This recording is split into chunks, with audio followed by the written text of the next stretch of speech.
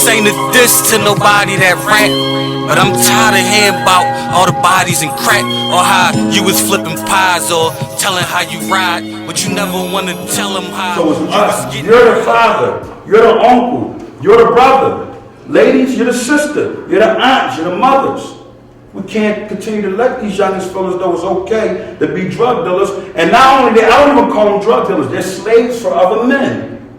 You ask how many of these drug dealers can they really pay their bills every month nowadays? They can't, they're all struggling. They're more financing vehicles than it is anything. So that big car that you think, you see the guy coming down the street in, a Bentley or whatever it may be that you want, you can get it. You just don't have to take that route of selling drugs. I know, I'm telling you that I never benefited from that route. That's why it's no honor in the streets. Where are we benefiting from selling drugs? Pretty sure there's a few brothers in here that I know that work. And I've seen these brothers do better working than selling drugs. Every last one that I can look in the crowd and see right now that I know, because the majority of the people that's coming here are the people that are good. The people that are evil, they don't want to come here because nobody wants to hear the truth. And I'm giving y'all understanding and the truth right here, and I'm telling the youngest and I'm telling everybody else that I apologize to my community and I apologize to the children for actually pulling them into thinking it's okay. I mean, how many times have I financed a vehicle and rode down the streets and jumped out the car and pulled out money and give it to little kids like it's the thoroughest thing in the world? I want drug dealers to know, man, that's not okay. It's not thorough. Okay, you help the lady with the bag go up the steps. But yet the woman that's living in her home, her sister or her aunt or her daughter, you're still selling them crack. But you want to be the best guy. No, it's no truth. There's no realness to it. It's all fake. It's all fraud. You're not getting anything from it. And you know you're not benefiting from it. If you was benefiting from it, the last time you went to jail, you wouldn't have been calling your mother to get a check. If you was benefiting from it, guess what? You wouldn't have to tell so-and-so to go do anything for you out here in the streets, because guess what? You will understand that you were wrong. I know I was wrong. Now, it's up to the people that accept it. It's up to the drug dealers to look at these youngsters and say, they worth so much and the value is so good that there's no way we can even begin to give them any drugs anymore.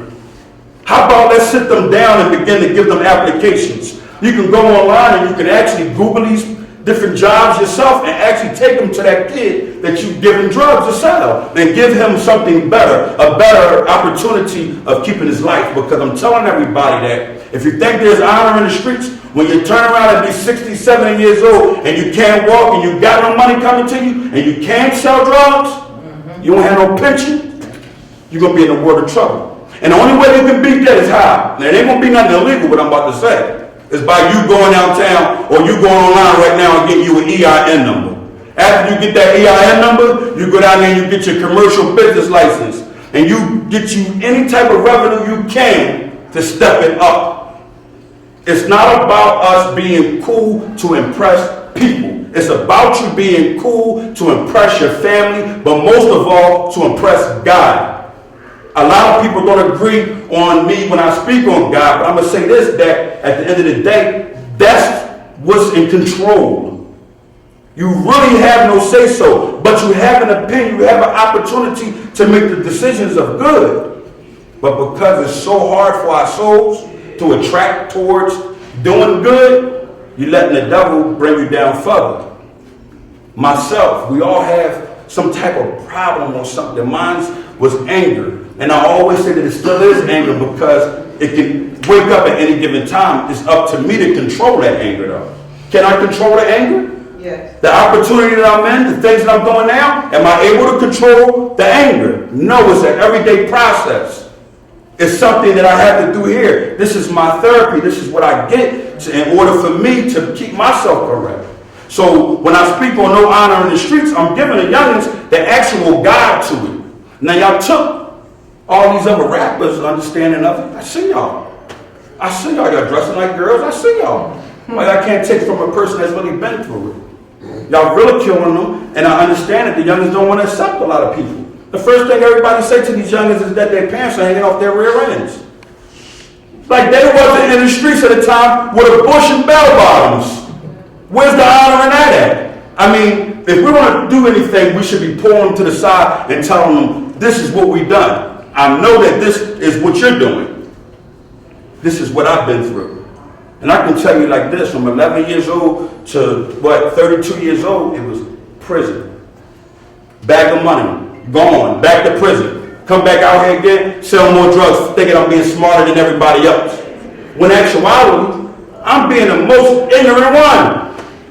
Me and this guy back here, we done done 1,000,001 crimes together, and guess what? No, he always used to say, it's not right, we gotta chill, we gotta do this. He always was the type of person.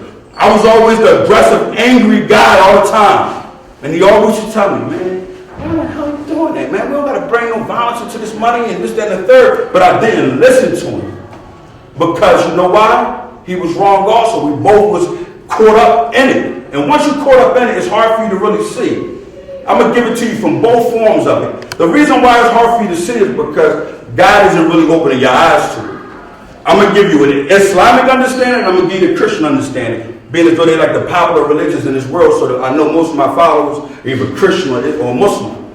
So you have to remember that Umar, radiallahu anhu, who was one of the soldiers of the Prophet Muhammad sallallahu alaihi wasallam, this brother was a man who was totally against anything of good. And if it came down to Muslims being, targeted, that's what he done. And the Prophet Muhammad, he actually prayed for him specifically to come. Him and another man who was of bad. And he was the one of good.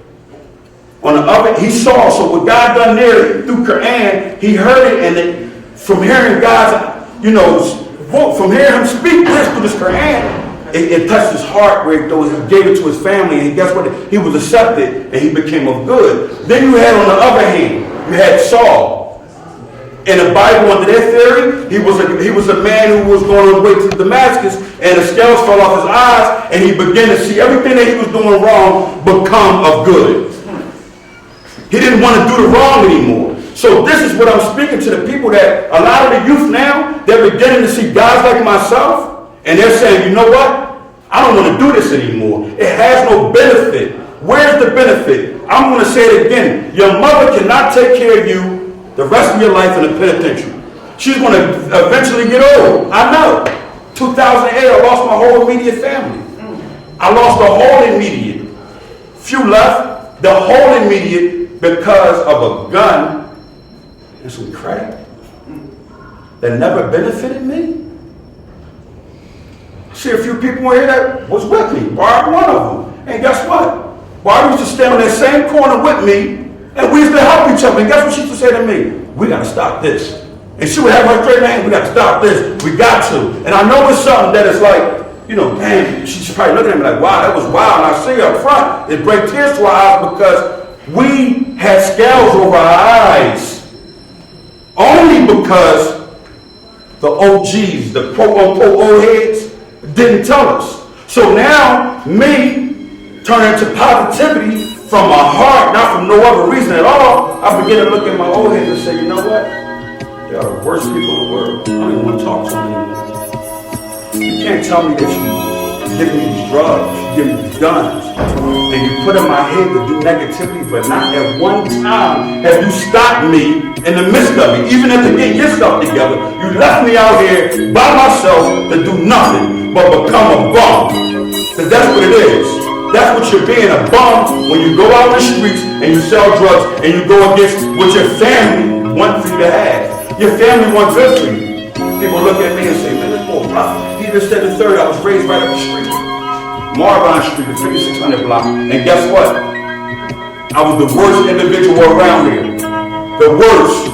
That's why I'm here today. Instead of us destroying it, we're going to rebuild it. And it's going to start with us. It can't start with nobody else. Why would it start? When you mess up anything in the house, your mom have your friends come over, you got toys out and stuff, right? And they all leave. What she say? Clean that up. You'll clean that up. All right, then that's what we got to begin to do. We have to begin to clean it up.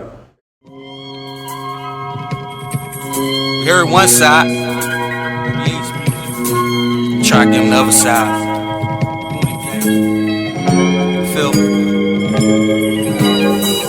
This ain't a diss to nobody that rap, But I'm tired of hearing about all the bodies and crack, or how you was flipping pies, or telling how you ride, but you never wanna tell them how you was getting robbed, or when you get booked and the judge playing God, give you life in the box. When you live, then you die. Never wanna tell them about single parent moms who strip to survive, still struggling and strive. Never wanna tell them how feelings need jobs. First tell them about the telling, when you tell them about the mob. Tell them about the bids, how kids need pops. Tell them about the downside when you tell them about the block.